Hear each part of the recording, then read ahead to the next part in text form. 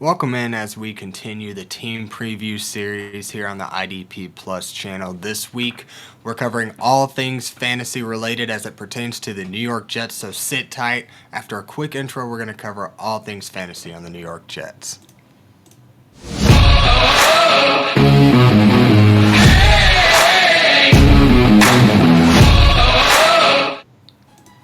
Welcome to another week of the IDP Plus podcast. On this edition, I'm your host, Axton Harding. You can always find me on Twitter at AxmanIDP.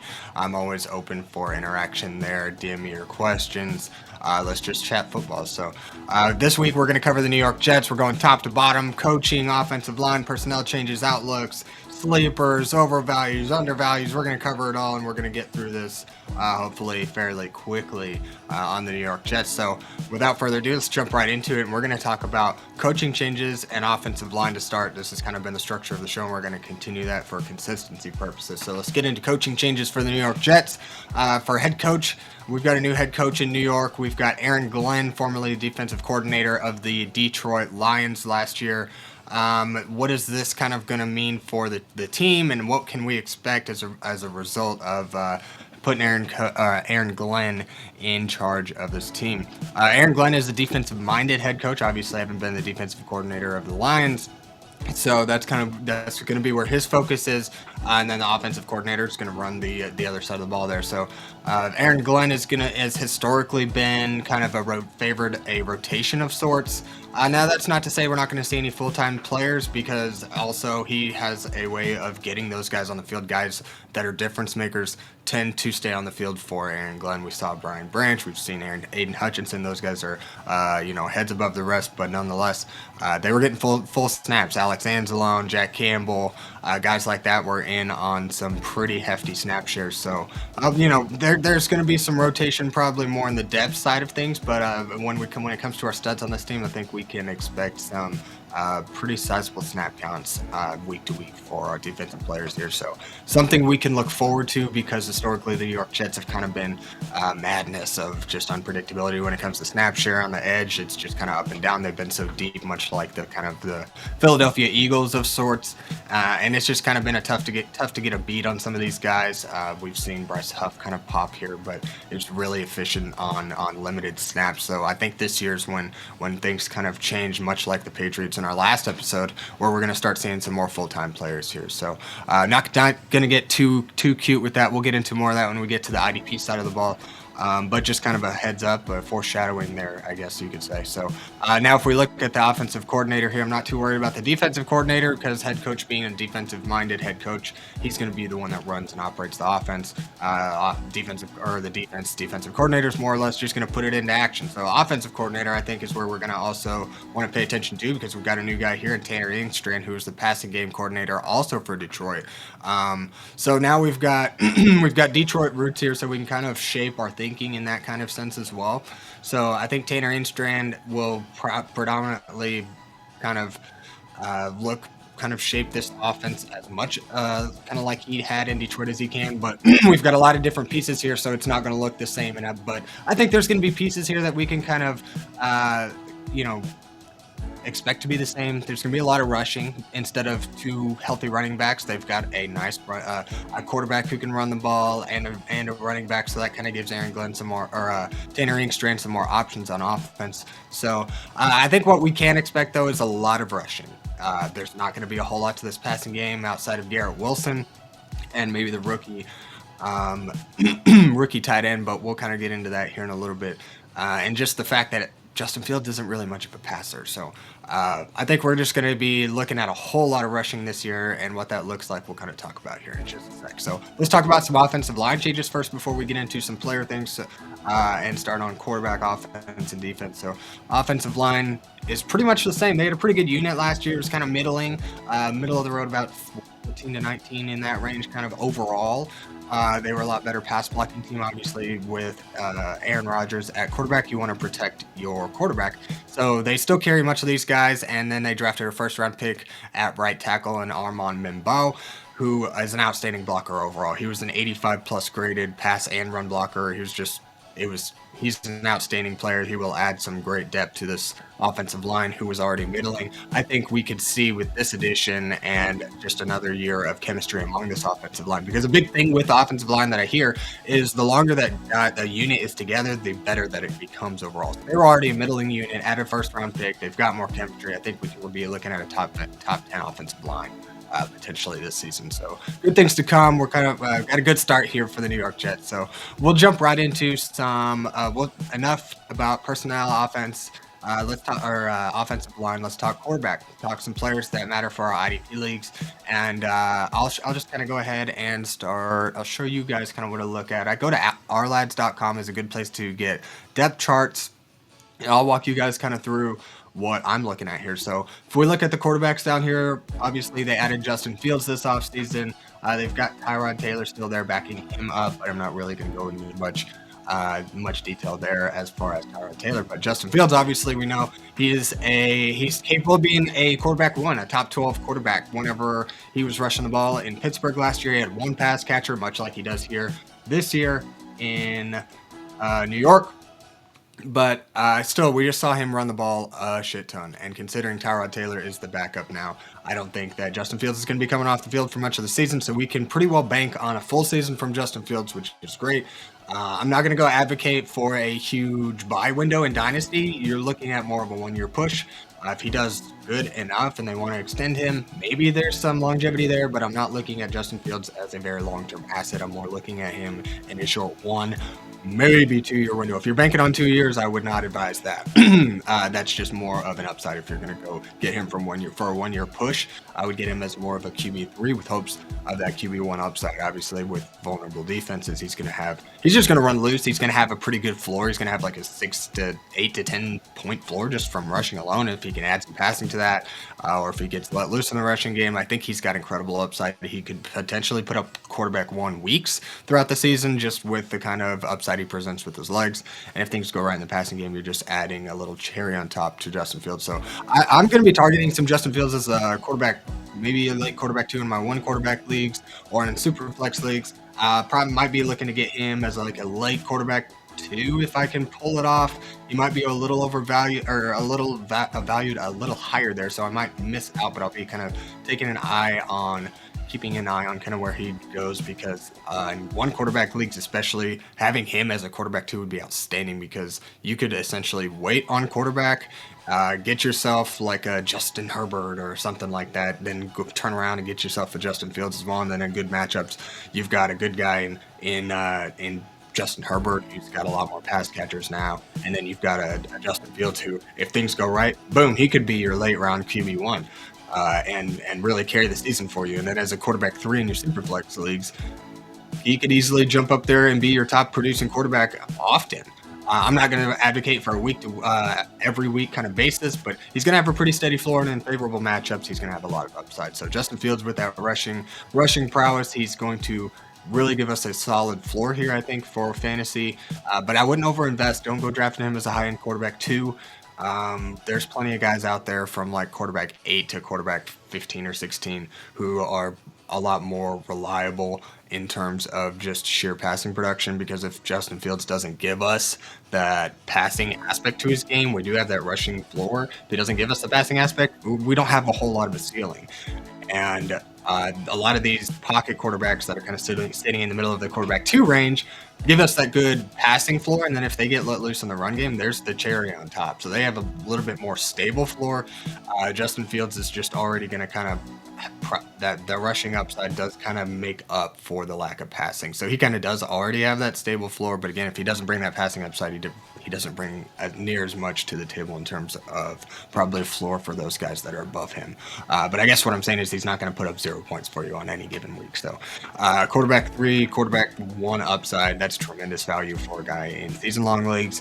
And then I just kind of talked about Dynasty. We're going to treat him as more of a short window here. So I like Justin Fields for this season. I think he's going as more of a back-end quarterback 2. Maybe high-end quarterback 3 with some upside there. Obviously, he's going to put up a lot of quarterback 1 weeks this season. So a lot of value to extract there for Justin Fields. I like his outlook. Now, if we look at the running back room, it remains the same. They retain Breece Hall, Braylon Allen, Isaiah Davis.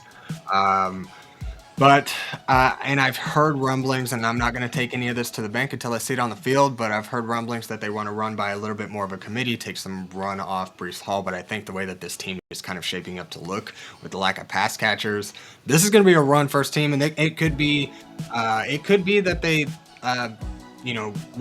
Do a running back by committee of sorts, but at the same time, Breece Hall is the standout running back in this room. I think it's going to be more in just larger spells to kind of give him a break because they are going to run the ball a lot.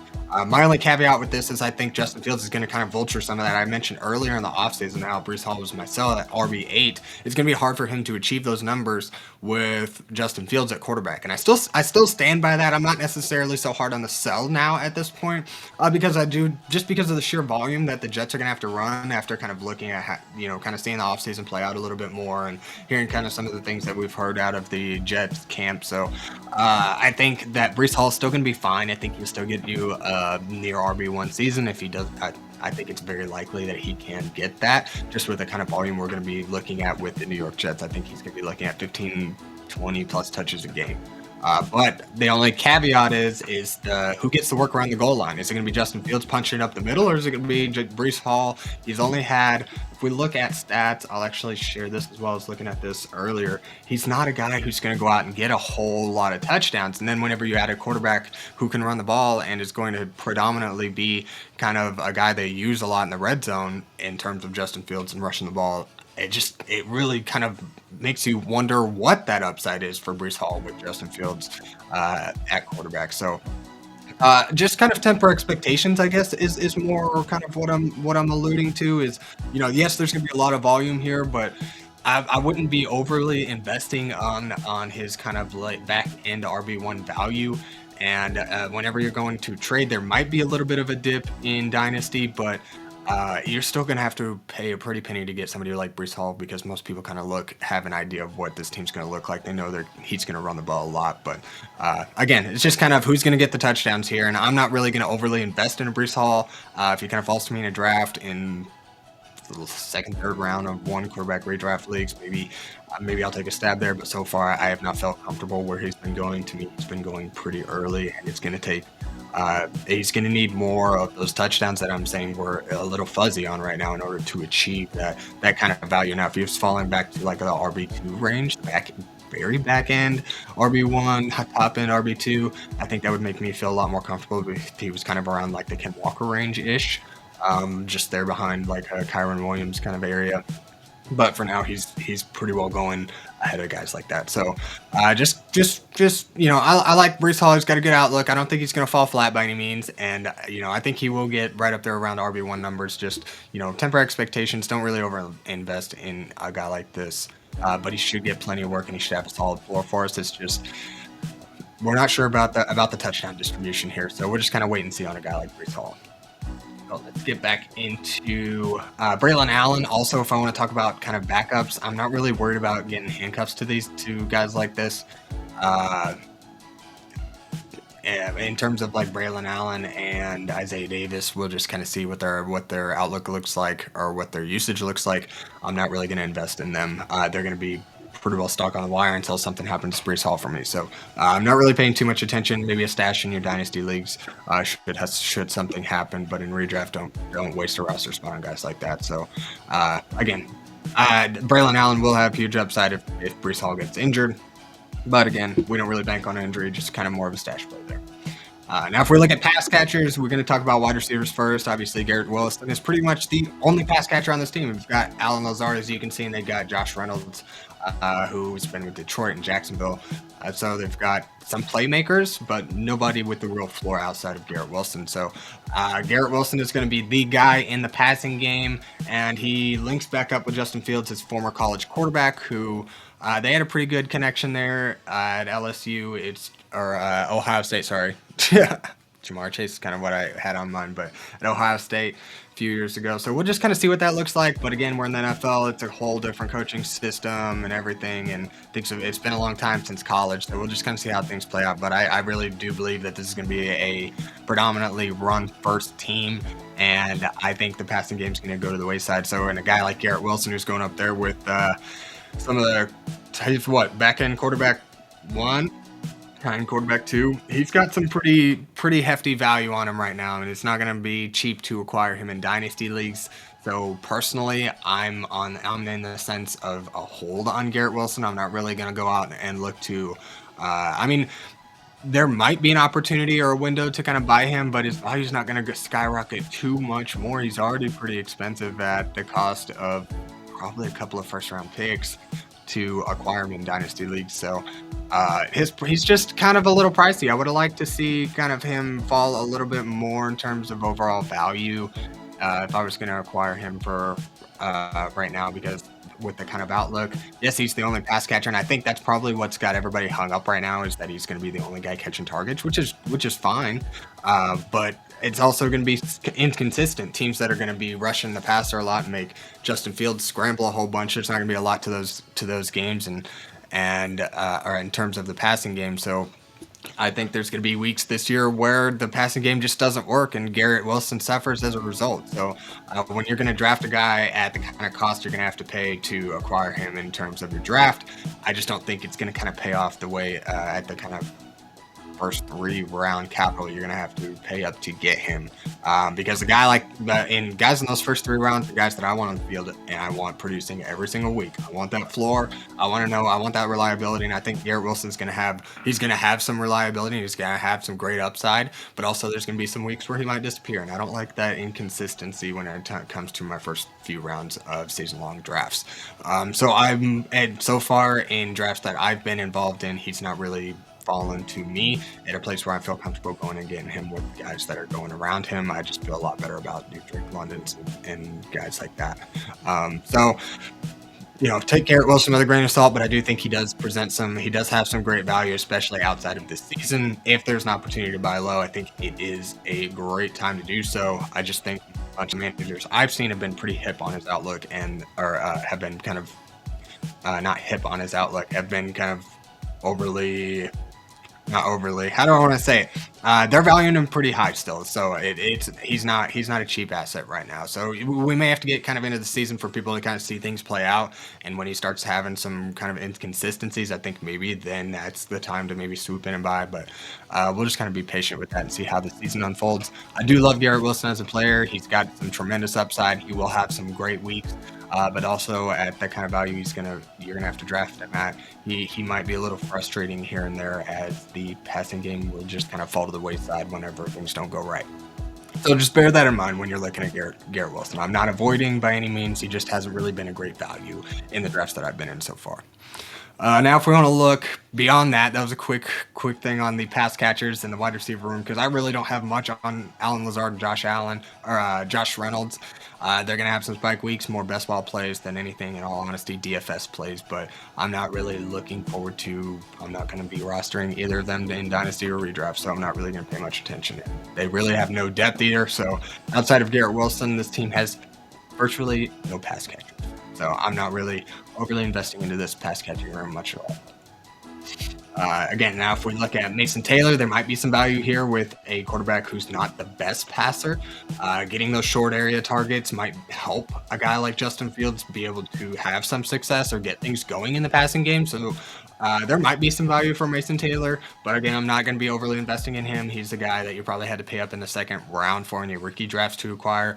Good hold on to him. He ought to be fine. He ought to be okay. He ought to get a fair amount of targets. I would guess 4 to 5 targets a game. We'll see what he can do with them and kind of how he's used in the field, but I'm not overly excited for a guy like this. There's plenty of opportunity, especially as the second pass catcher on this team.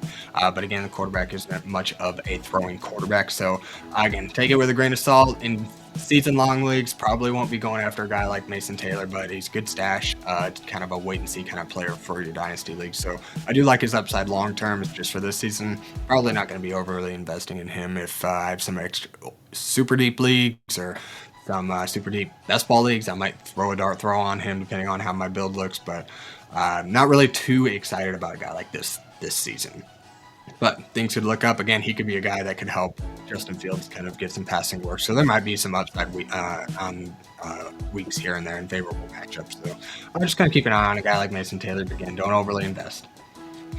All right. Now, before we get into the defensive side of the ball, I just want to tell you guys a little bit about Bob Lung's Fantasy Football Consistency Guide. Go over to Amazon.com, get a leg up on your opponents, and get Bob Lung's 10th annual edition of the Fantasy Football Consistency Guide for 2025. You can purchase yours for a measly $15 and get a different perspective on fantasy football in terms of consistency.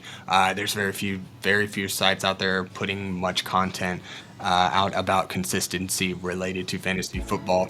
So just get a different look on things and see if it can help you with your drafts. Again, $15, go on Amazon and look up 2025 Fantasy Football Consistency Guide. Check that out, everybody. All right, now let's get back into some New York Jets. We'll go on the defensive side of the ball now, and we'll start with the defensive line. I'll share my screen here as we go back to the depth charts. Oh, there we go. Defense. All right. Now let's talk about the defensive interior. We're looking at Derek Nottie. They acquired Derek Nottie as a defensive tackle from the Kansas City Chiefs. They still retain Quinnen Williams. They've added a little depth here, as you can see. I'm not really too worried about the depth. Who we're going to focus on the interior is pretty much Quinnen Williams. Now, if we want to go back and we look at, let's see, where am I at? Jets from Detroit. Okay, let's go to the Jets page, and we're going to look at snap counts. Go check this out on the website. If you get a subscription, you can have access to all of this. Snap counts for IDP are king. That is what if guys who are on the field and in certain roles will be valuable for your teams, and the deeper your league goes, the more the snap counts matter, because there's guys that are playing a lot of snaps who have opportunity or be maybe falling into an opportunity with a coach who utilizes a position that their former coach didn't. There's so many aspects to treating snap counts and IDP and opportunities just year to year. A guy could get the same snap count and just be used differently in the same role under a different coaching system and produce more than he did maybe a prior year. So just super, super cool. Go check out the snap count tool on the website, and I'll just kind of walk you through here. You can get a good look here. But last season, we saw Quinnen Williams get 65% of snaps. My face is in the way, but on the average of the week to week, the total was about 65% of snaps. And I think we can expect that to remain the same because a guy like Aaron Glenn does play, like I've mentioned earlier, he does rotate among the defensive line, but when he has his studs, he puts them on the field. If we look at the Detroit Lions last year and we take a look at defensive tackle snaps, they didn't have a guy quite like Quinnen Williams on the defensive interior, but they did play guys with 54% of snaps, 48% of snaps, definitely within kind of that range. I think Quinnen Williams is definitely a step up above any of the guys they had on the defensive interior in Detroit, so I think they're going to like to have Quinnen Williams on the field. They historically do put playmakers on the field. We'll even go back and we'll look at defensive end a couple of years ago. Aiden Hutchinson, look here, 90%, 90%, 97%, 87%. Defensive ends don't normally play 90% or more of snaps. That's like Max Crosby kind of numbers. So he does play his studs. And if we look at inside linebacker, Alex Anzalone, 100% of snaps. Jack Campbell, 100% of snaps. Large percents of snaps for these guys that are playmakers, and that's historically Aaron Glenn's kind of scheme. So we are, I think, going to see Quinnen Williams continue to get at least the 65% of snaps, and as a result, I'm hopeful that Quinnen Williams is going to be utilized a little bit differently and get back to his more run stuffing kind of ways with the pass rush upside that he does kind of present. So we're going to look at some stats on Quinnen. I'll share this through. All right, because Quinnen Williams has presented the kind of upside that we love to see with that 12 sack upside from 2022, and he put up 50 to 60 tackles on any given year leading up until last year when he put up a career low in 16 games, 37 tackles, and 6 sacks. The 6 sacks was okay, but the 37 tackles really put a damper on his season, and he was not fun to roster. I never really felt comfortable rostering him. Frankly, I was looking for defensive linemen all year to try to put in because if you look at his week-to-week upside up here, we'll go into his 2024 season. Look, and like I just like a guy on the defensive line who's going to give me 3-4 tackles minimum. And Quinnen Williams was getting that as a maximum last year, and maybe adding some big games with some sacks and some good tackling games, but he pretty well disappeared much of the time. So I think with a new coaching scheme, I think that Aaron Glenn coming from Detroit is going to know he's going to be excited to have some good playmakers, and he's going to be ready to use them, honestly. It's the way I see it. So I think that Quinnen Williams is going to be used in a more IDP friendly way that kind of brings his career back full circle for us here in IDP. I'm not expecting necessarily. I'm not projecting that 12 sack, 55 tackle season, but he could creep up closer to double digit sacks, and then I think we bring that tackling floor back up too, because outside of his rookie season, last year was a career low for Quinnen Williams in terms of overall tackles on the season at 37. I think he brings that up to more like 50 to 60 with some upside to possibly go more. He's a guy who does give us that good tackling floor historically. It's just last season it kind of fell off. So he does have the upside there, and he's got the upside for the sack in the sack department as well. So I think I think we have an arrow pointing up for Quinnen Williams if you wanted to go. He's actually pretty cheap on the defensive interior. If you have those defensive interior required leagues, he's pretty well going maybe in the back end of defensive tackle ones. I'm not in any of those leagues specifically. I just know kind of where he's ranked in my defensive tackle rankings, and that's kind of about where he would be. So I think he's presented upside to be up in the top 5, if not the top defensive tackle in the league. So there's some value to be extracted there. If you can get him for the cheap in a trade or something like that, and you didn't need help on the defensive line, I think he could give you some solid floor play there. But not overly investing in him. Don't go out and draft him in the first few rounds of any IDP drafts. Kind of let him fall when if you want to prioritize maybe a linebacker and get a guy like Quinnen Williams to give you kind of a decent floor and some depth later on. Yeah, I like that for Quinnen Williams, and then give you some upside to potentially hop into your starting lineup. So probably more going Quinnen Williams as like a DL 4 type with DL 3 to 2 upside. So I think Quinnen Williams ought to have a bounce back season this year. I think we can expect more under Aaron Glenn.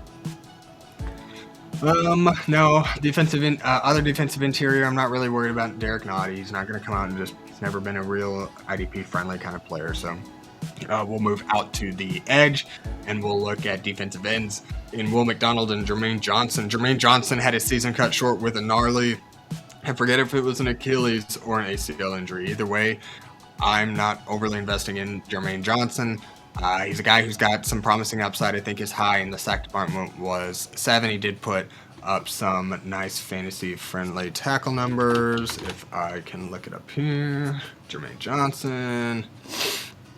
I'll show you guys. Yeah, 50. He has had that 7.5 sack upside, 55 tackle floor. So he does have a nice.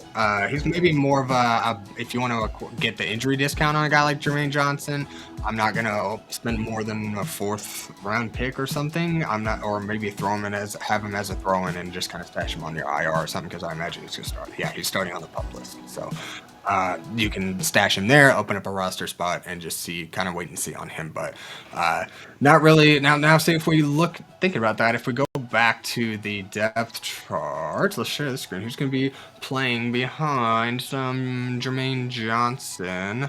Michael Clemens might get some more run. Or man, they're really shallow. Historically, the Jets have been pretty deep on the defensive line.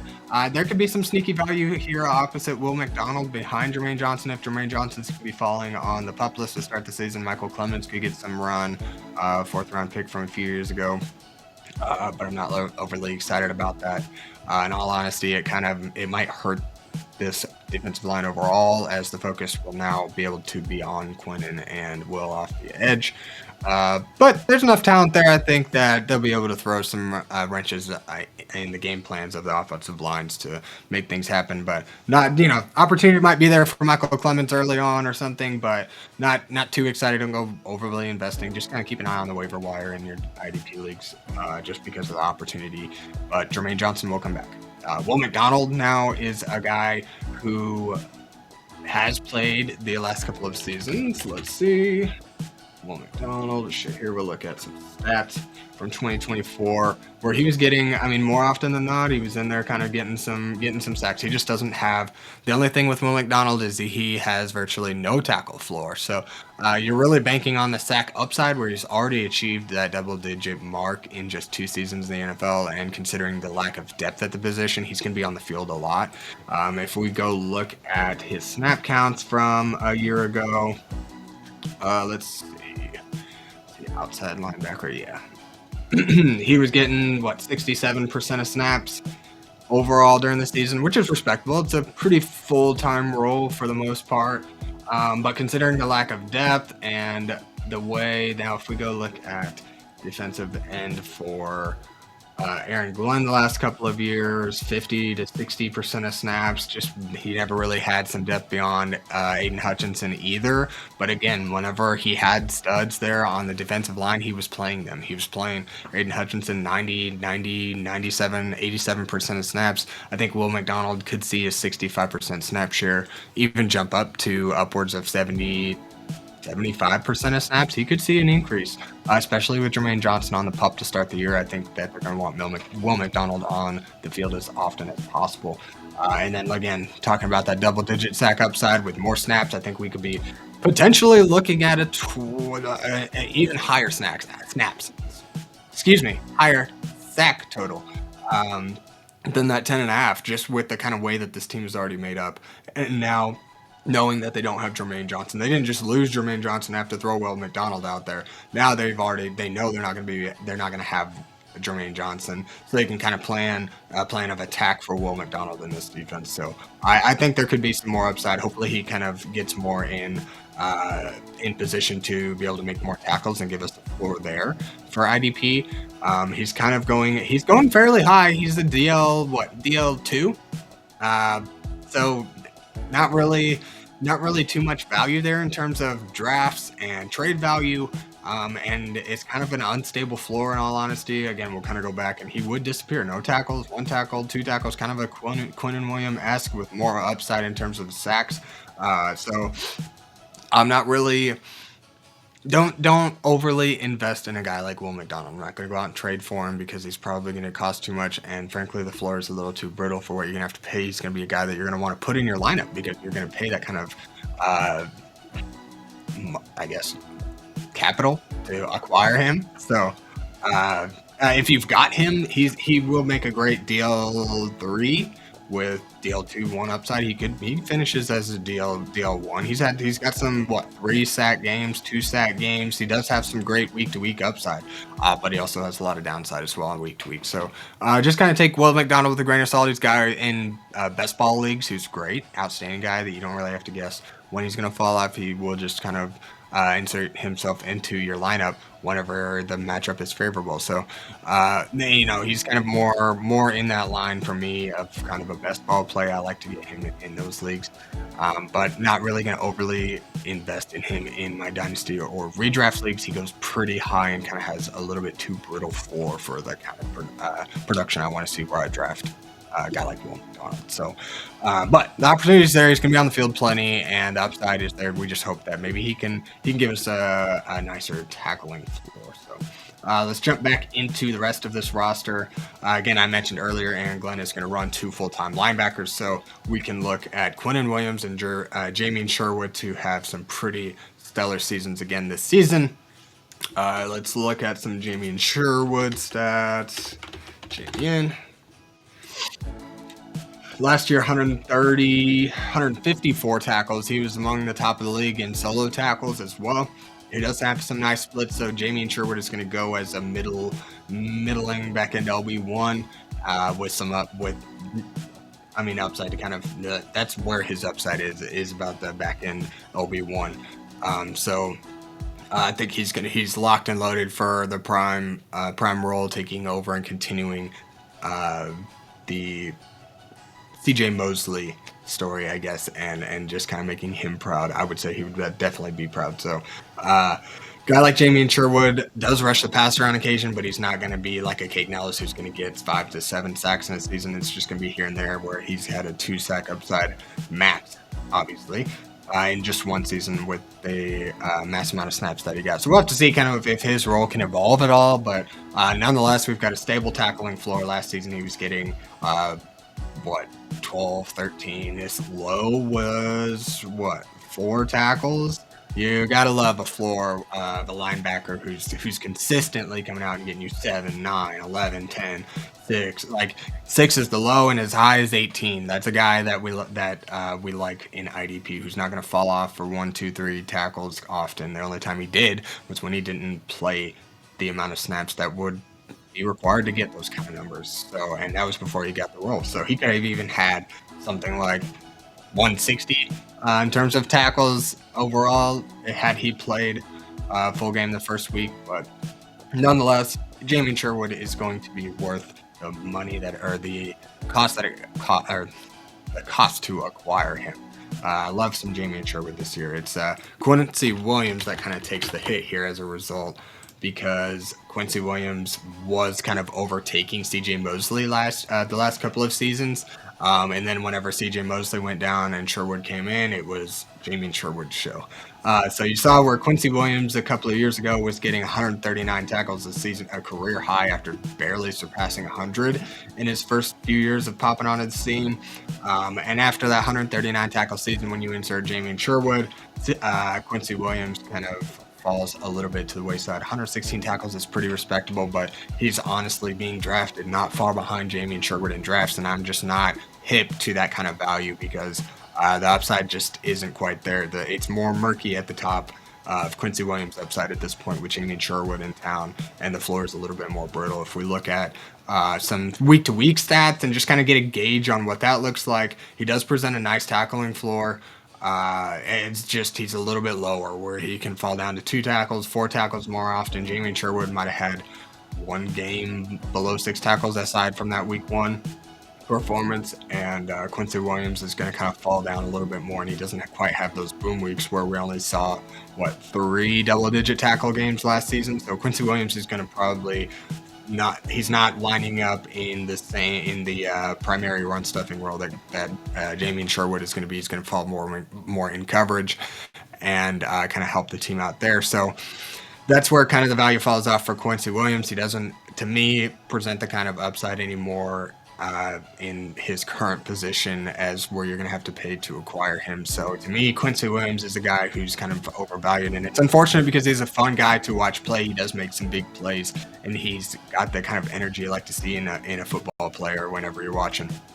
But it's just unfortunate that he can't quite give us the kind of production that we'd like to see for one of the regular starters in our rosters where you're going to be drafting him. So I do like Quincy Williams. He's going to be on the field. They're going to play 200% of snap linebackers. So the opportunity is going to be there, and maybe he can bring that tackle floor up. But I think we're kind of looking at par for the course for the remainder of Quincy Williams' career, as long as he remains in this role for the New York Jets alongside Jamie Sherwood. So I think we're kind of looking at a capped Quincy Williams, and I think his value is kind of inflated right now. So just kind of temper him with a little expectations. If you're willing to, if somebody in your league is up for Quincy Williams and a fan, and they're willing to acquire him for a couple of thirds or something like that, I would be willing to let a guy like this go, because there's probably going to be a handful of guys that you can find on waivers throughout the season that just pop out of nowhere due to injury, opportunity, whatever the case might be.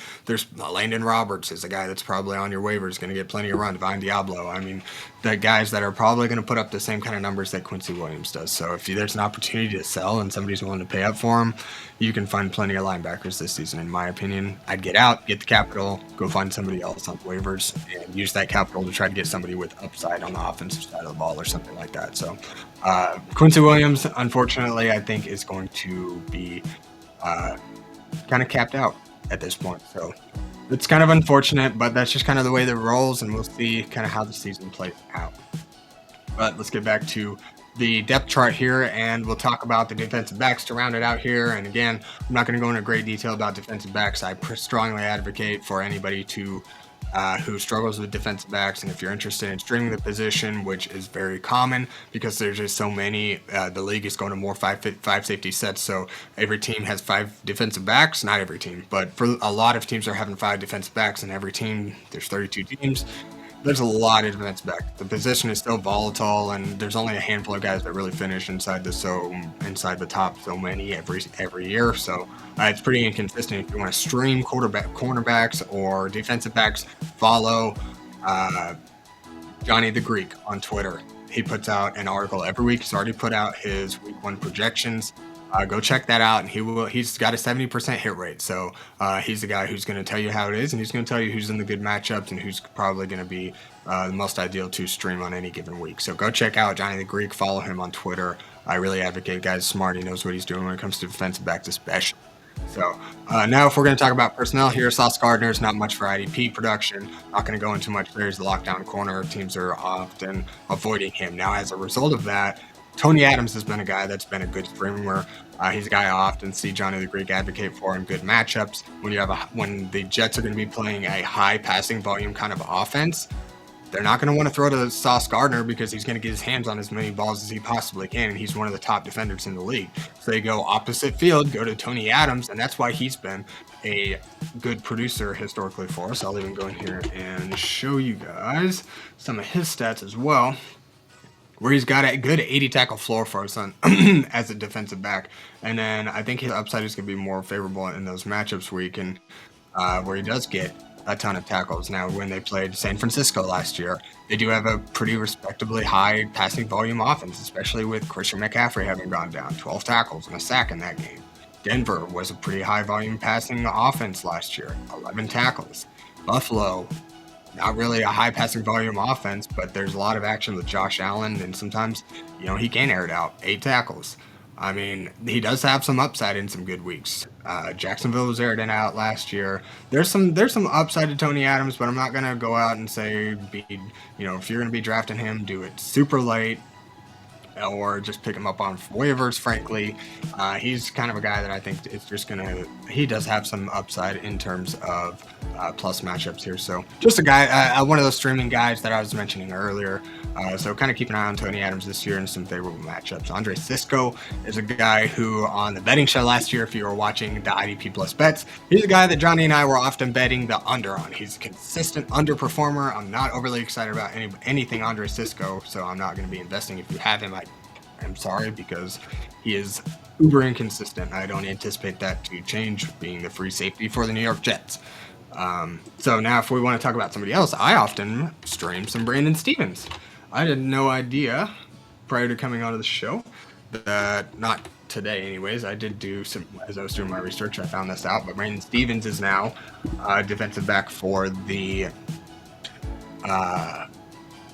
New York Jets, and is playing right cornerback as well. Oh, Tony Adams, cornerback. Tony Adams has some upside. He's strong safety, not cornerback. Let me correct myself, because Brandon Stephens is the guy you want to target. He's a guy who I've historically streamed anyways. Now that he's playing opposite Sauce Gardner, I really like that matchup. Tony Adams, I guess, is playing strong safety. Will get some box snaps, so he does have some upside there. It's just going to be pretty inconsistent, but he has the ability to be kind of a streamer, and I've seen Johny the Greek advocate for him many a time. So that's not to say that Tony Adams still isn't a streamer. I just want to go back and correct myself there for the positional mix-up. So Brandon Stephens, a guy, if we go into some of his stats as well, he's had some upside weeks as well. He's got, again, more of a streamer, not going to give us a floor in terms of production. The 70 tackles is okay, but not really ideal for week-to-week starting anyways. He's going to be more of a matchup-dependent kind of defensive back. Where here, Cincinnati, high-volume passing offense, 9 tackles, bingo, cornerback. That's why we're seeing the lines drawn pretty in line with what I was saying earlier, now that we've got an actual cornerback. Denver, good high passing volume offense, 7 tackles, a good floor there. He even got in and rushed the passer a couple times last year. So, he's got some upside. He's a decent streamer, and the ratio being cornerback, they often get a lot of solo tackles more so than assisted tackles, because they're, chasing the ball. They're often one of the few guys around the ball whenever they are making a play on it. So he's a guy who's worth a stream, even has a decent floor, to be honest. If it came to that and you were desperate and you wanted to pick up like a guy like Brandon Stephens, you could do worse. But again, I'm not going to go out and trade for him. I'm not going to go look to acquire him in anything less than maybe the last few rounds of my draft if I need a guy like that just to fill the spots. But more or less, he's going to be a streaming guy, and much like all of these guys. Michael Carter being the nickelback role, that might be something to keep an eye on. He wasn't historically a good performer or a good producer for IDP last year, so I don't really anticipate that to change. But being that Aaron Glenn is coming into town, they had Brian Branch as the nickelback, and he was extremely productive. Michael Carter might find himself, as I mentioned earlier, a guy who's in the same role under a different coaching staff, wasn't utilized last year, might be utilized this year if this new coaching staff likes to utilize the same position in a way that the other coaching staff wouldn't. So it's a little confusing to kind of follow, but there might be some opportunity here. If Michael Carter's going to play a ton of snaps around the line of scrimmage and kind of have a Brian Branch kind of role, there might be some value there. But again, not really ever going to overly invest in defensive back. I don't think Michael Carter, having been in the league for 4 or 5 years now, is just going to completely suddenly break the game. But in terms of overall upside among the defensive back landscape, he might have a higher arrow going up than some other guys that I would talk about in defensive backs overall. So just more or less kind of like a keep an eye on it kind of situation. The role will be nice, but I don't. Let's see if we go back and look at snap counts of defensive backs under.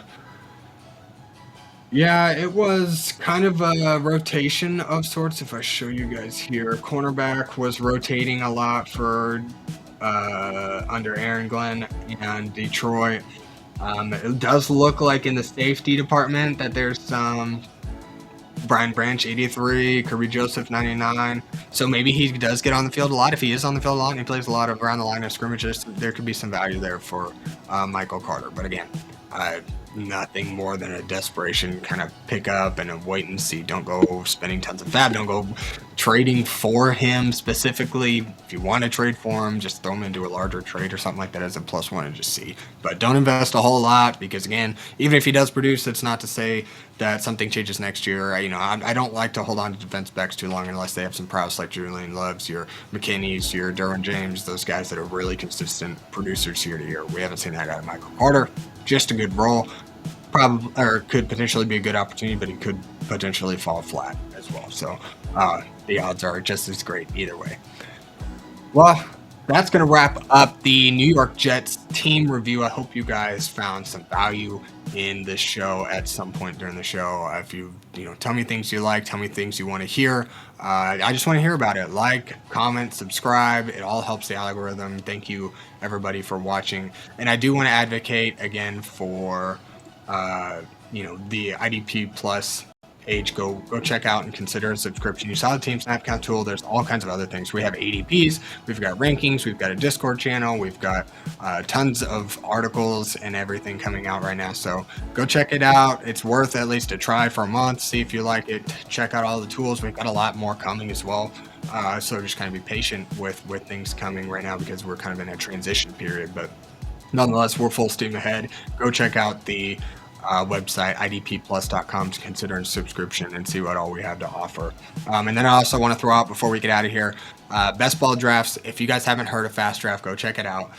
What best ball is, you draft your team, and essentially the software will just insert your best lineup every week. So you might draft 10 players. If you have 6 in your starting lineup, it will play your best lineup every week. For Fast Draft specifically, in regards to D-Up, which is all defensive players, draft 6 guys, 4 insert your lineup every week. You draft your team and you can forget about it. You can draft 20 teams, you don't have to touch them after the season starts. So you just check back at the end of the year, see if you want some cash, because they pay out hundreds of positions and thousands of dollars in these tournaments. So get in there. It helps me stay fresh on ADPs and helps me kind of keep a pulse on the landscape where other people are valuing players, where I can get a value in my drafts and stuff like that. So go check that out and use code PLUSAXE and get a $50 deposit match on your first deposit.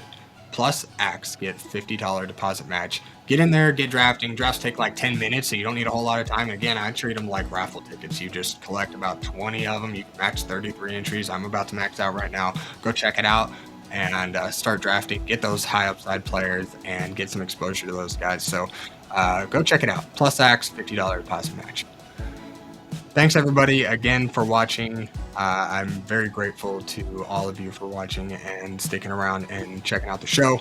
Next week, we're going to get into some other divisions around the NFL. I think we're going to jump into a little bit of Chicago Bear talk. So if you made it this far, you got a sneak peek into the next episode. So thanks again for watching. Again, let me know what I can do to improve and give you guys more information that you need. Let me know what you like, what you don't like. And we'll see you next week on another edition of the IDP Plus podcast. Thank you for watching the IDP Plus YouTube network. If you enjoyed this video, give it a thumbs up and don't forget to subscribe to our channel. Be sure to tap the bell icon to get notified whenever we upload new content.